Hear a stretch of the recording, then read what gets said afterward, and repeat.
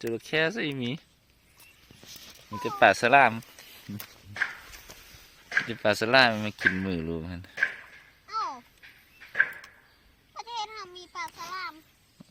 มีฮอตปลาโลมามันมีฮอตปลาหวานมันเนาะปลาบ่มีตัวยังบ่เคยเห็นครับบุเคยเห็นเนาะมันอยู่ในน้ำในลูกดำลงไปไม่เห็นแหละปลาตายซะมันมีอยู่เส้นปลาหวานแล้วมันมีอยู่ซะบ่มีประเทศเราบ่มีเป็นยังบ่มีหูบ่เป็นยังบ่มีมันเป็นปลาน้ำเค็มมันอยู่ในน้ำลึกสิบ้านเขาน้ำตื้นไหมมันบ่มี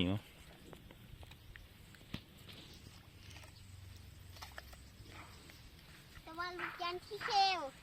ขี้เขี้ยวสิมานี่ไอ้โตเลยแค่เลย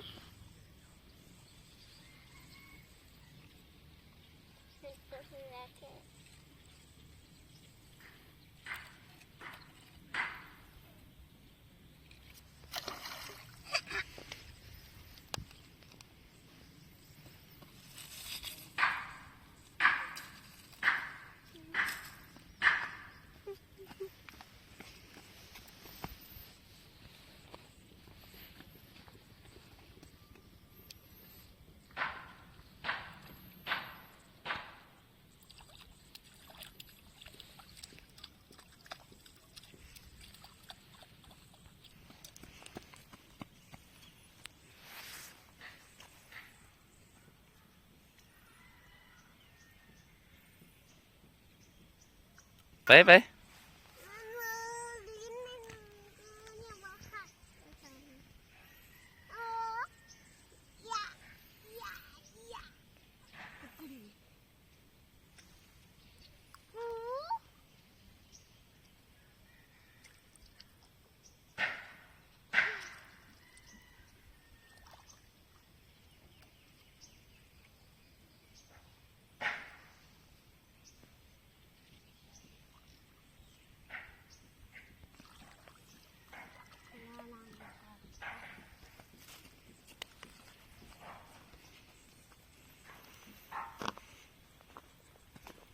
ยัง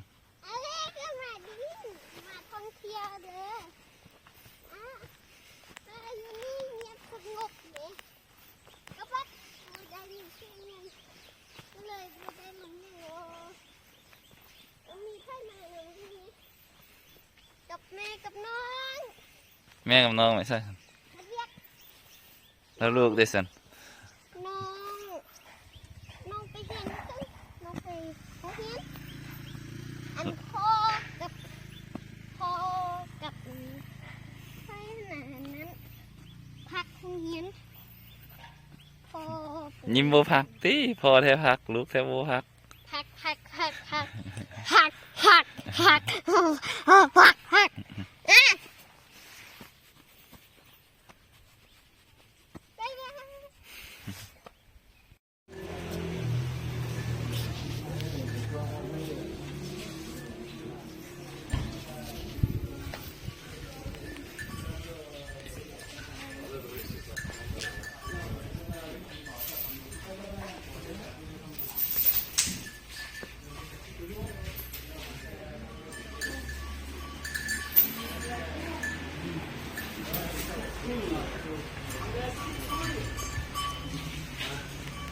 Soignant maintenant.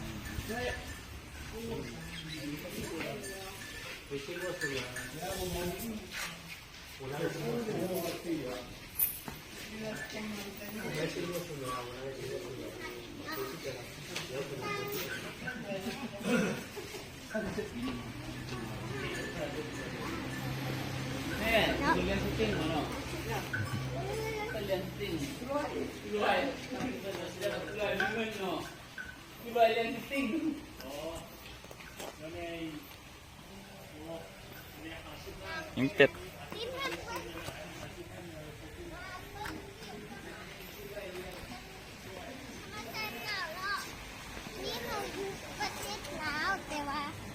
มาท่องเที่ยวประเทศตัวเองซื่อๆเนาะ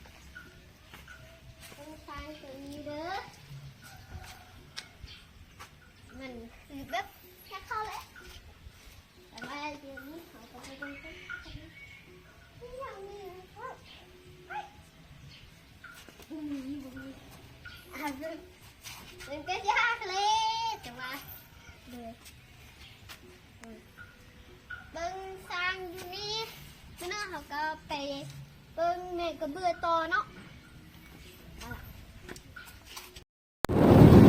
ได้เนี่ยวันบ่ แม่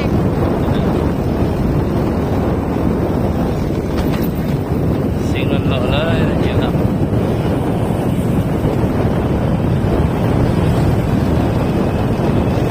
ได้เบิ่งแม่งกระเบือบ่ บ่เจ้าหนามันลักรถก็ให้ทางการก็เลยเข้าไปได้แล้วพี่ไปรับสีหน้าได้ไปรับจับเด็กให้มาโจทย์ให้เลยกับ เสียเงิน50,000ไปดีกว่าเนาะ บ่มีเงินหมดเนาะ